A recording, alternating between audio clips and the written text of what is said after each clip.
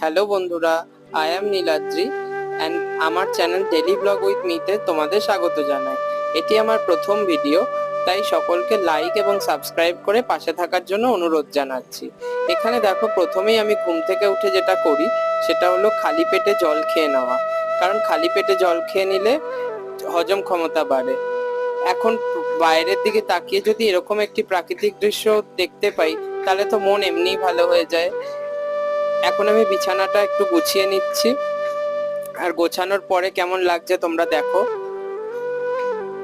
কেমন লাগলো সেটা কমেন্টে জানাও, এবং তোমরাও সকালবেলা ঘুম থেকে উঠে কি করো প্রথমে সেটা আমাকে কমেন্টে জানিও।